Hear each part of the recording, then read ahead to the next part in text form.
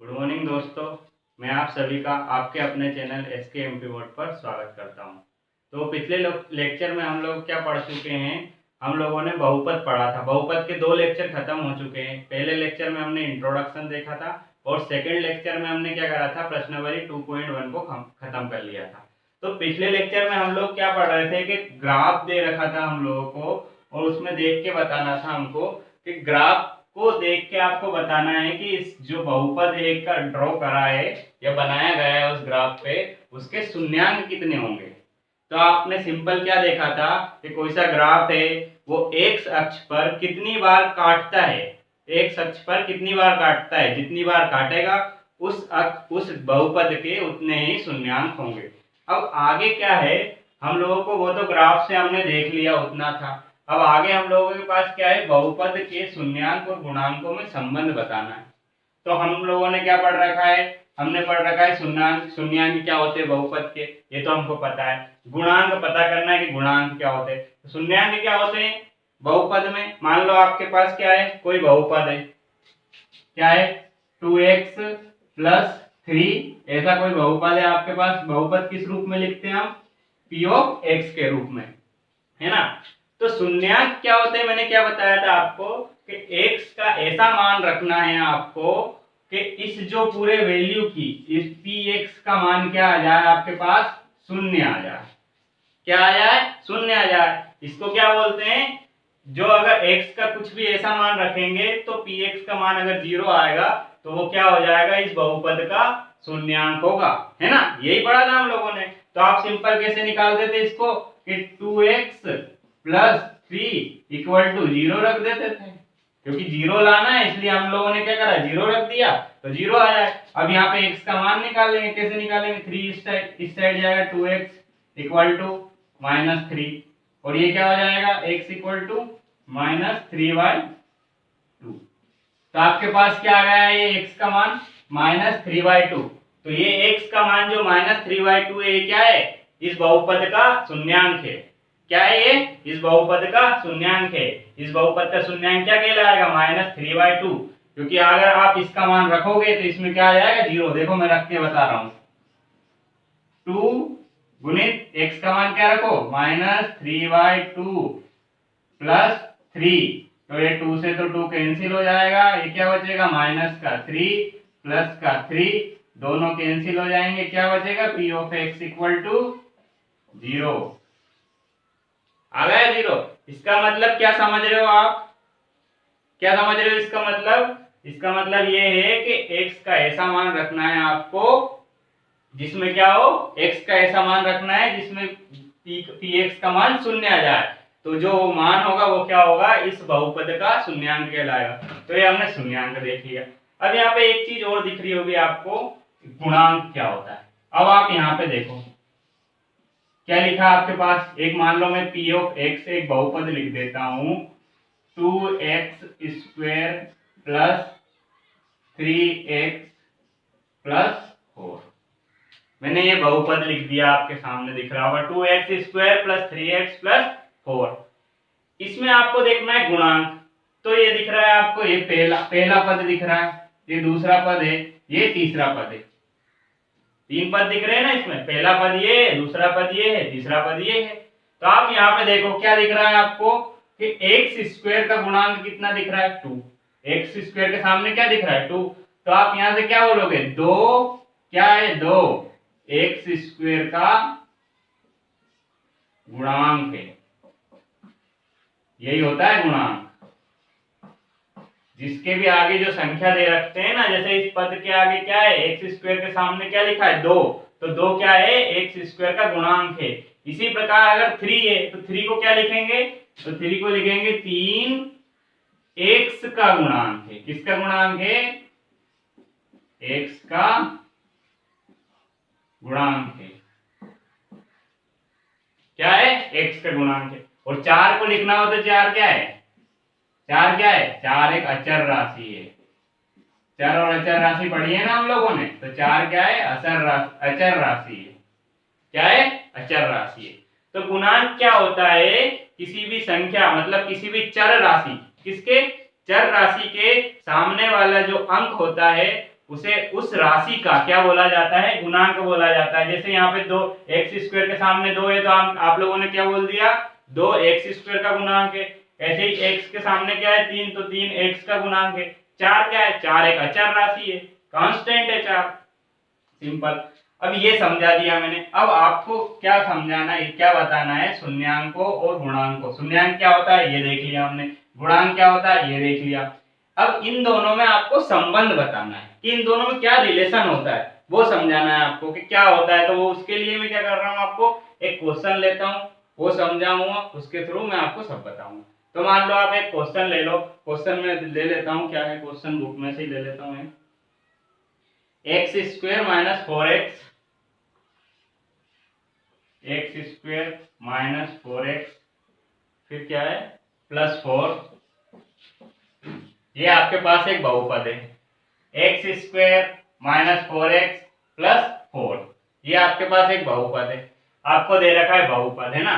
तो आपको सिंपल क्या करना है, आपको क्या करना है, इसके शून्यांक निकालना है। क्योंकि इसके गुणांक तो हम लोगों को पता है, गुणांक तो हम लोग पता कर सकते हैं ना कि इसका गुणांक क्या होगा। x² का गुणांक इसके सामने क्या है, 1 है, इसके सामने क्या है 4 है, इसलिए x² का गुणांक 1 होगा, x का गुणांक 4 होगा, और ये 4 क्या है, अचर राशि है। इसी प्रकार अब हमको क्या करना है, हमको इसके शून्यांक निकालना है। क्योंकि शून्यांक तो नहीं पता है ना हम लोगों को, तो शून्यांक निकालने के लिए क्या करते हैं, हम उस संख्या के सामने इक्वल टू करके 0 लगा देते हैं। क्या करते हैं, जो भी बहुपद दे रखता है उसको बराबर लिख के क्या लिख देते हैं, शून्य लगा देते हैं। तो वो क्या हो जाते हैं, उस प्रकार से हम तो इसको क्या लिख देंगे, हम इक्वल टू 0। तो क्या आपको क्या निकालना है, शून्यांक निकालना है। तो किस प्रकार निकालोगे आप, अब इसकी एक प्रोसेस होती है, वो देखो। सबसे पहले आपको क्या करना है, जो भी x² का गुणांक होता है और जो अचर राशि होती है, मैं इसकी प्रोसेस लिखवा रहा हूं। क्या होती है, x² का गुणांक, x² का गुणांक लेना है। यहाँ पे x² का गुणांक जो भी हो, x² का वो गुणांक लेना है। गुणा क्या करना है, जो अचर राशि हो, क्या हो, अचर राशि हो, इसके बराबर कुछ आएगा आपके पास। तो हम यहाँ पे देख लेते क्या है आपके पास, x² का गुणांक क्या है, 1 है, गुणित अचर राशि क्या है, 4 है, 4 है ना, इक्वल टू क्या है हम लोगों के पास, 4 है ना। अब आगे देखो, आगे क्या है, ये तो हम लोगों ने कर लिया। क्या ये आपको पूरी स्टेप में इसलिए समझा रहा हूं कि आपका पहला क्वेश्चन है जो द्विघात, आपको इसको देख के बताना है। क्या पता लग रहा है आपको, ये द्विघाती बहुपद है ना, और त्रिपद बहुपद है। ये बहुपद नहीं है, अभी क्या बन गया है, ये समीकरण बन गया है। पहली बात तो ये ध्यान रखो, जब किसी भी बहुपद को हम क्या करते हैं, बराबर करके 0 लगा देते हैं, जहां पे भी बराबर आ जाए, ये समझ लेना, जहां भी बराबर आ जाए और उसके आगे पीछे कुछ भी दे रखा होगा, 0 की जगह 4, 5 कुछ भी हो, यहाँ पर बराबर आ जाए, तो वो क्या हो जाता है, बहुपद से समीकरण बन जाता है। क्या बन जाता है, वो समीकरण बन जाता है। तो ये एक समीकरण बन गया, बहुपद पहले था और हमको इसके शून्यांक निकालना है। तो शून्यांक निकालने के लिए हमको इसको समीकरण बनाना पड़ा, है ना। क्या करना पड़ा, समीकरण बनाना पड़ा। तो हम लोगों ने समीकरण बनाया, अब इसके शून्यांक निकाल रहे। तो इसकी कुछ मेथड है या प्रोसेस मान लो या कुछ भी समझ लो आप, कि आपको इस प्रकार से हर क्वेश्चन में ये 4 स्टेप फॉलो करना है और आपके शून्यांक निकल जाएंगे। सबसे पहले क्या करना है, x² का गुणांक लिखना है, फिर गुणित जो अचर राशि हो उसको लिखना है, ये गुना कर लिया। अब इसके बाद क्या करना है, आपको ऐसी संख्या लाना है, इन दोनों का गुना करके क्या करना है, 2 ऐसी संख्या लिखना है जिसका गुना करे तो 4 आए और जोड़ने घटाने पे क्या है, -4। तो आप किस प्रकार करोगे, तो यहाँ पे जो भी संख्या दे रखे ना, उस जैसे अपना 4 आया है यहाँ पे, तो इसका क्या करना है, आपको गुणनखंड करना है। तो गुणनखंड किस प्रकार करते हैं हम लोग, ऐसे 2, फिर 2 से चला जाएगा 2, फिर 2, है ना, एक बार। तो आप 4 को क्या लिखोगे, 2 गुणित 2, ये लिख दिया आपने। अब आप ऐसा देखो यहाँ पे कि 4 लाना है आपको जोड़ने घटाने पे, क्या लाना है, मैं लिख देता हूं यहाँ पे, जोड़ने या घटाने पर क्या आना चाहिए, जो बीच की संख्या होती है।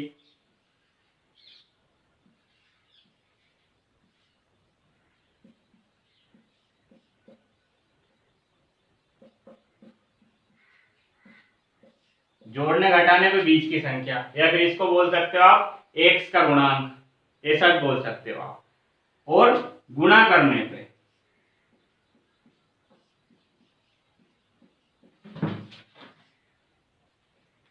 गुणा करने पर अब आपको क्या लिखना है कि गुणा करने पर क्या आनी चाहिए, ये वाली संख्या आनी चाहिए। तो गुणा करने पर अचर पद आना चाहिए। क्या आना चाहिए, अचर पद। जो हम लोगों ने ये निकाला ना, ये गुणा करने पर ये आना चाहिए। ये तो ये निकाला, ये नहीं आना चाहिए। गुणा करने पे आपको क्या आना चाहिए, जो यहाँ पे दे रखे।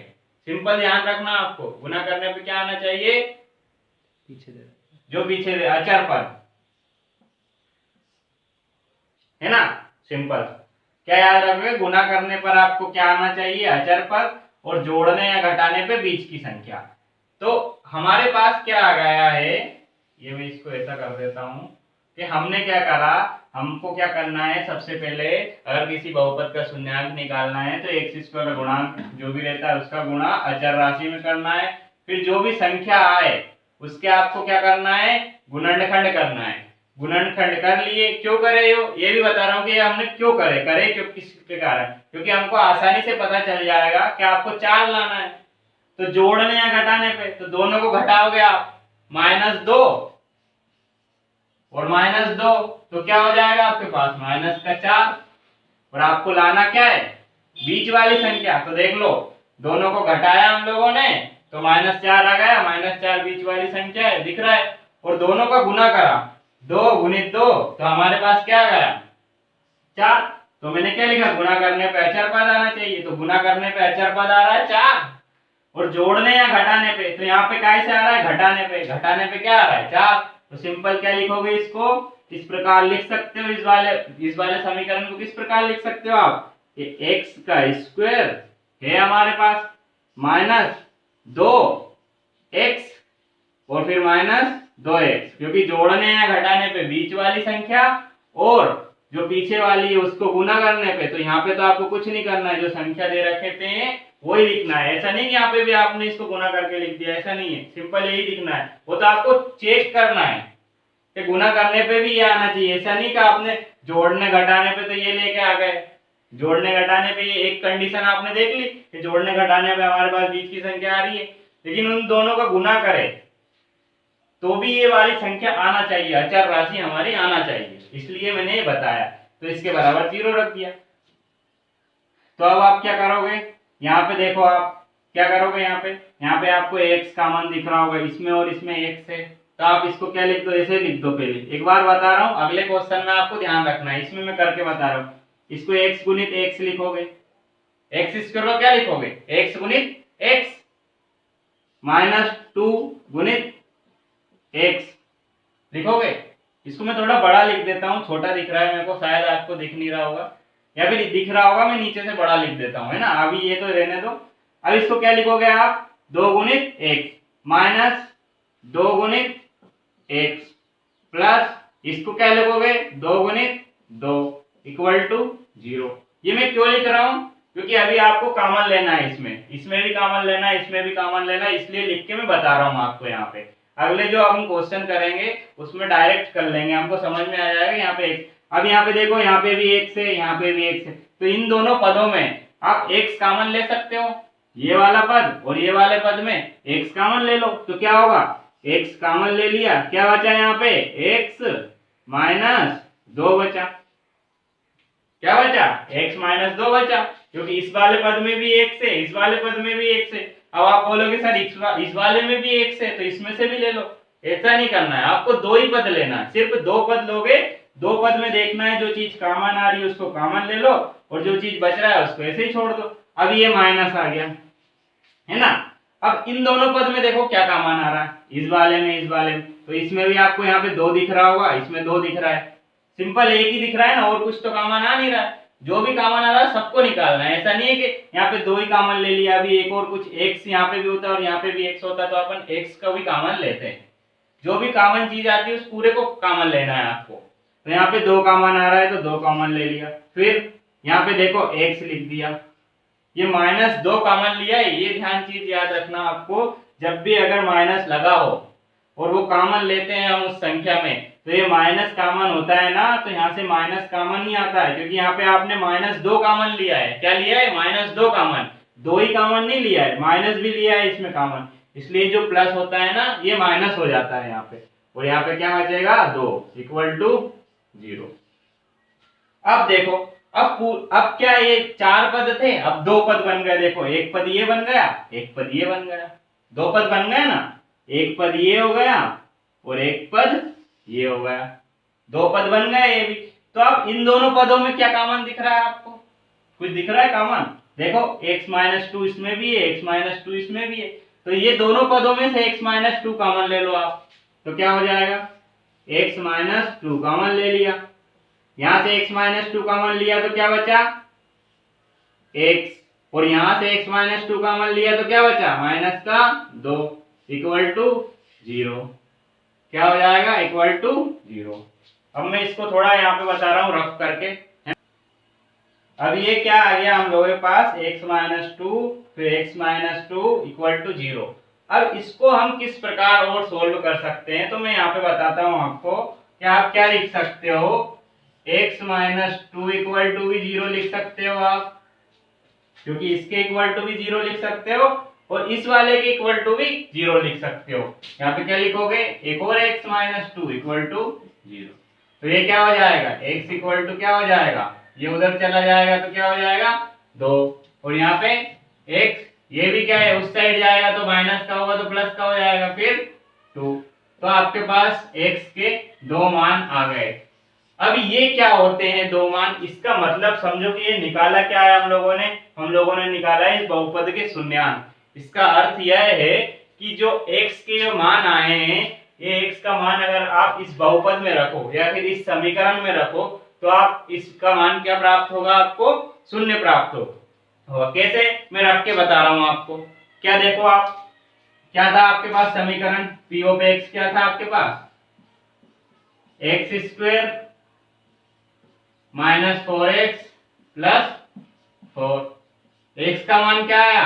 2, 2 का स्क्वायर -4 गुणित 2 + 4, 2 दूनी 4, 4 दूनी 8 + 4, ये 4 और ये 4 कितने हो जाएंगे?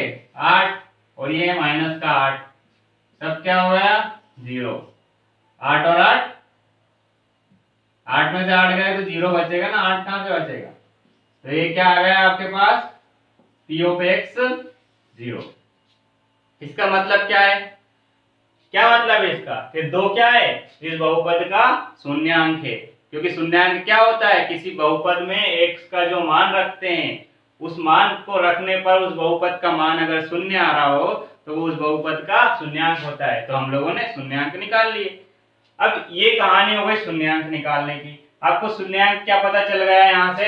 इससे कि आपको शून्यांक को मान लो आप एक अल्फा मान लो, ये मान लिया है क्योंकि बुक में भी यही मानते हैं, इसलिए मैं भी मान लेता हूँ यहाँ पे अल्फा, क्योंकि अल्फा मानेंगे तो आपको भी अच्छा समझ में आएगा। बुक में क्वेश्चन भी इसी प्रकार से दे रखते हैं, या फिर आपको कुछ भी मान सकते हो, ऐसा कोई जरूरी नहीं है, लेकिन अल्फा क्वेश्चन जो दे रखते हैं ना वो इसी रूप में दे रखे हैं, इसलिए मैं ये मानूंगा तो आपको अच्छे से समझ में आया। क्वेश्चन उसी प्रकार मिलेंगे आपको। और जो दूसरा रहता है उस दूसरे शून्यांक को बीटा मान लो, तो आपके पास इस बहुपद के 2 शून्यांक आ गए हैं, अल्फा = 2 बीटा = 2, 2 शून्यांक आ गए हैं। गुणांक आप निकाल ही सकते हो, है ना? शून्यांक निकालना सीख लिया। आपको सिंपल क्या करना है? ये शून्यांक निकालने की प्रोसेस लिखना है, अच्छे से कॉपी में नोट डाउन करना है, और हर क्वेश्चन में जब भी मैं बोलूँ ना कि आपको यहाँ पे शून्यांक निकालना है तो आपको यही 4 स्टेप फॉलो करना है और आपके शून्यांक निकल जाएगा।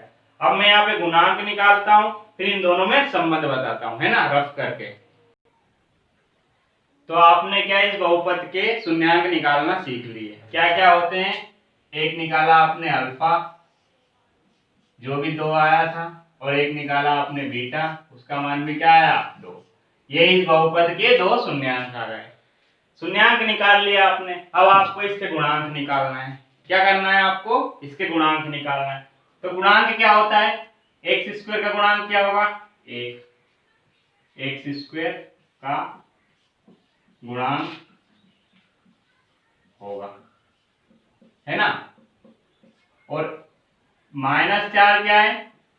एक्स का गुणांक है ना। ये आपको, ये देख के भी आप समझ जाओगे, लिखने की कोई आवश्यकता नहीं है यहाँ पे, लेकिन मैं लिख के बता रहा हूँ क्योंकि पहला क्वेश्चन करवा रहा हूँ, तो आपको लिख के अच्छे से आप नोट डाउन कर लेना, तो आपको भी याद रहेगा। कभी आप भूलो तो आप वापस से देख लेना अपनी कॉपी खोल के, तो आप समझ जाओगे। इसलिए मैं पहला क्वेश्चन अच्छे से लिखवा के करवा रहा हूँ। आपने शून्यांक निकाल लिए, गुणांक निकाल लिए। ये 4 क्या है? ये तो अचर राशि है, तो इसको लिखने की आवश्यकता नहीं है। आप लिख भी सकते हो 4 क्या है? अचर पद बोल सकते हो। आप पद है ना, 1 2 3 पद है, तो ये अचर पद है। अब आपको इनमें संबंध बताना है। तो संबंध क्या होता है, मैं यहीं पे बता रहा हूं आपको कि alpha plus beta equal to क्या होता है? क्या होता है? यहां पे लिखोगे आप -x² का गुणांक। क्या लिखोगे? -x² का गुणांक। अपॉन में क्या लिखोगे? x² का गुणांक नहीं लिखोगे, यहां पे क्या लिखोगे? x का गुणांक माइनस x का गुणांक। क्या लिखोगे? -x का गुणांक। अपॉन में क्या लिखोगे? अपॉन में लिखना है x² का गुणांक। अब यहीं से आपको सीखना है कि ये कैसे हुआ, ये सही है कि गलत है।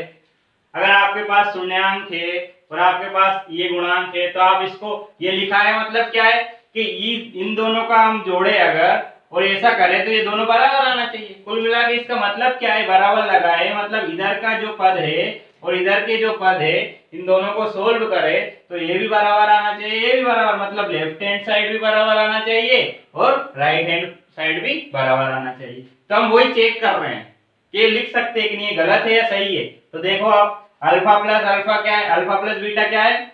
2 + 2 लिख दिया, माइनस माइनस लिख दिया। x का गुणांक, x का गुणांक क्या है? देखो यहाँ पे x का गुणांक क्या है? -4 है। पहले लिख के बता दिया मैंने, x का गुणांक क्या है? -4। तो क्या लिखोगे? -4। ये माइनस पहले से ही दे रखा है। उसके बाद x का गुणांक क्या है? -4, तो माइनस, फिर कोष्टक में माइनस और 4 अपॉन में x² का गुणांक। x² का गुणांक क्या है? 1 है। ये लिख दिया x² का गुणांक। अब इसको सोल्व करो। क्या लिखोगे यहाँ पे? 2 + 2 4 इक्वल टू, ये माइनस से माइनस कट जाएगा क्योंकि माइनस माइनस टकरा जाएंगे तो प्लस हो जाएगा, तो ये हो जाएगा 4 अपॉन में 1।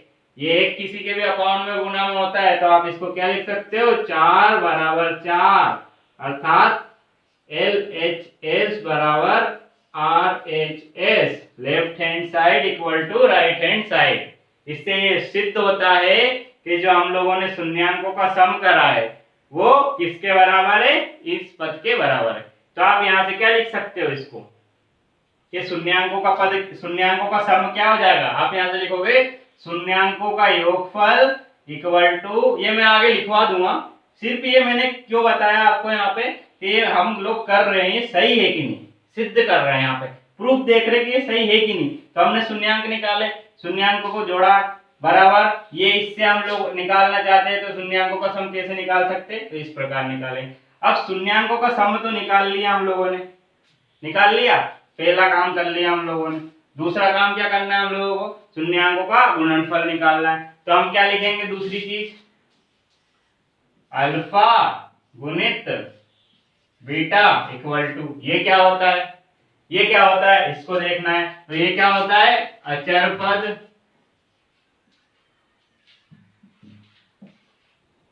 बटे x का गुणांक, अचर पद बटे x का गुणांक। क्या लिखोगे? अगर शून्यांकों का सम योगफल लिखना है तो आप इस प्रकार लिख सकते हो, और शून्यांकों का गुणनफल लिखना है तो इस प्रकार। अब इसको भी देख लेते हैं कि सही है या गलत, चेक करेंगे ना हम लोग। पहला क्वेश्चन है, चेक करना है। अल्फा गुणित बीटा क्या है? 2 गुणित 2 इक्वल टू अचर पद। अचर पद क्या आया हम लोगों के पास? इस बहुपद में क्या दे रखा है? अचर पद 4। ये यहां से भी देख लो, यहां पे लिखवा भी दिया है मैंने, 4 बटे x का गुणांक। x का गुणांक क्या है? यहाँ पे x स्क्वायर का गुणांक लिखना है, सॉरी क्या लिखना है आपको? x स्क्वायर का गुणांक, क्योंकि यहाँ पे भी x स्क्वायर का गुणांक है, यहाँ पे भी x स्क्वायर का गुणांक है। ये नीचे हमेशा सेम ही रहेगा, चेंज नहीं होगा। x स्क्वायर का गुणांक क्या है? x स्क्वायर का गुणांक है 1, तो ये 1 लिख दिया, है ना। यहाँ पे हो गया 4, और ये भी 4, तो यहाँ पे भी क्या हो गया? LHS equal to RHS। इसका मतलब क्या है कि जो हम लोगों ने लिखा है कि संज्ञांकों का गुणनफल क्या होता है? अचर पद। तो आपको डायरेक्ट क्या करना है, अगर आपको क्वेश्चन में पूछा है क्या ये बहुपद दे दिया आपको और बोला कि शून्यांकों का आपको गुणनफल निकालना है, तो आप क्या करोगे? शून्यांक थोड़ी निकालोगे, पहले आपको डायरेक्ट फार्मूला पता है कि अचर पद होता है, उसमें अचर पद देखेंगे जो अपना बहुपद दे रखेगा उसमें, और x स्क्वायर का गुणांक देखेंगे, दोनों को बटा करके लिख देंगे, तो लिख देंगे कि 4 जो आएगा वो शून्यांकों का गुणनफल होगा। और आपको पूछा कि शून्यांकों का योगफल निकालो, तो आप क्या करोगे? शून्यांक थोड़ी निकालोगे इसमें भी। अगर वो शून्यांक निकालने का बोलेंगे आपको तो आप निकालो शून्यांक, लेकिन आपको बोले ही नहीं शून्यांक निकालना ही नहीं है, डायरेक्ट बोल दिया कि शून्यांकों का योगफल क्या होगा। बहुपद दे दिया, बोल दिया शून्यांकों का योगफल क्या होगा, तो आप डायरेक्ट कैसे लिख सकते हो? -x का गुणांक बटे x स्क्वायर का गुणांक, इस प्रकार से। अब ये जो पूरी कथा बताई है, मैं इसको एक व्यापक फॉर्मूला लेता हूं, जो व्यापक रूप क्या होता है समीकरण का उसके रूप में, और व्यापक तरीके से फॉर्मूला डिराइव करके बता देता हूं, समझा देता हूं, है ना। अब मैं क्या जो मैंने बताया आपको, इसको एक व्यापक फार्मूले के रूप में लिखवा देता हूं, जो बुक में दे रखा है उसी हिसाब से, तो आपको वो भी डायरेक्ट याद है। लेकिन जो मैंने अभी कराया है ना, पूरा आप एक कॉपी लो, उसमें ये क्वेश्चन पूरा अच्छे से लिखना। आपने अगर नहीं लिखा हो तो वीडियो को रिवीज करो, और उसमें आप पूरा पहले नोट डाउन करो, है ना। उसके बाद आपको ये जो चीज है वो क्वेश्चन उसी के आधार पे करना पड़ेगा आपको। अब मैं आपको बता रहा हूं कि एक समीकरण मान लो, आप व्यापक समीकरण बोलते हैं इसको, ax square plus bx plus c equal to 0। ये बहुपद दे रखा था, मैंने क्या करा है, इसको इक्वल टू 0 मान लिया, तो ये क्या हो गया? एक समीकरण हो गया। जहां पे भी इक्वल टू आ जाए वहां पे क्या हो जाता है? समीकरण आ जाता है। इक्वल टू 0 होना जरूरी नहीं है, इक्वल टू में कुछ भी आ जाए, 2 3 4 या फिर x स्क्वायर कुछ भी आ जाए तो वो समीकरण बन जाता है। तो आपको क्या करना है? आपको सिर्फ इसके शून्यांक निकालना है, तो आप यहाँ पे सिर्फ क्या लिखोगे? 2 चीज लिखना है आपको। आपको पता है x स्क्वायर का गुणांक क्या है? a क्या है? x स्क्वायर का गुणांक है, इस बहुपद में क्या है? x स्क्वायर का गुणांक है। और यहां से और क्या लिख सकते हो? b क्या है? x का गुणांक है, x का गुणांक है ना। और c क्या है? अचर पद है। ये समझा ही दिया मैंने कि क्यों है? ax स्क्वायर का गुणांक है, b x का गुणांक है, और c अचर पद है। ये मैंने व्यापक रूप ले लिया जो आपको समझना है। अब आपको क्या करना है? शून्यांकों का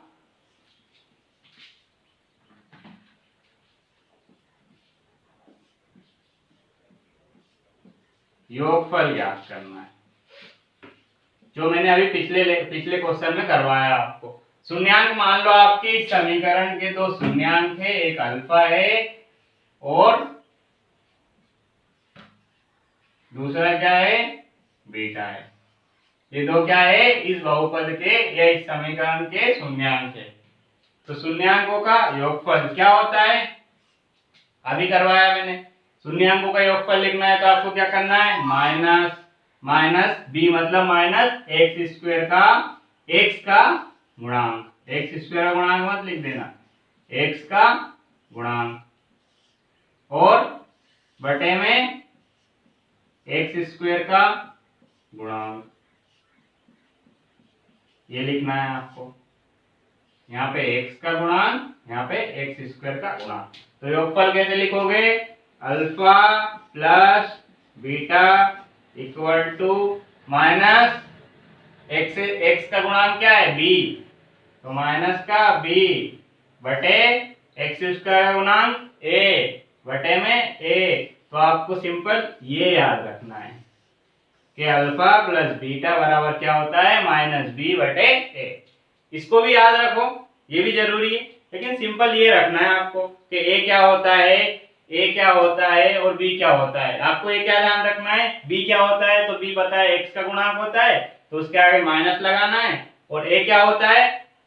x स्क्वायर का गुणांक होता है। इसी प्रकार आपको क्या लिखना है? शून्यांकों का गुणनफल, गुणनफल। क्या लिखोगे गुणनफल में? क्या लिखोगे? अचर पद, पिछले ही करा ना अभी एक क्वेश्चन हम लोगों ने, अचर पद।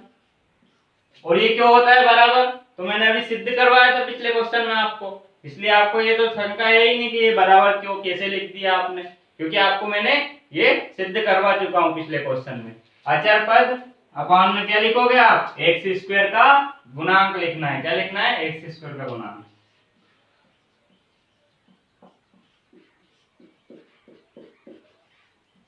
है ना? क्या होता है? अल्फा गुणित बीटा, गुणनफल मतलब गुना, अचर पद क्या है? c और एक्स स्क्वायर गुणांक a। ये दो चीज आपको याद रख लेना है। क्या करना है? ये दो चीज याद, सिंपल ये लिख लेना है, पूरा वो क्वेश्चन करना है, उसके बाद ये लिखना है, क्योंकि इसका यूज होगा प्रश्नावली 2.2 में। जो पहला क्वेश्चन 6 क्वेश्चन दे रखे ना, उसके 6 में यही चीज लगने वाली है। जो पिछला क्वेश्चन करवाया उसी प्रकार से आपको 6 ही क्वेश्चन करना है। तो अब क्या करते हैं हम लोग, इसको यहीं खत्म करते हैं। अब जो भी प्रश्नावली 2.1 स्टार्ट करेंगे अगले लेक्चर में, है ना? तो आपको क्या करना है? इस वीडियो को ज्यादा से ज्यादा बच्चों तक पहुंचाना है, शेयर करना है और सब्सक्राइब करना है। ओके, धन्यवाद दोस्तों।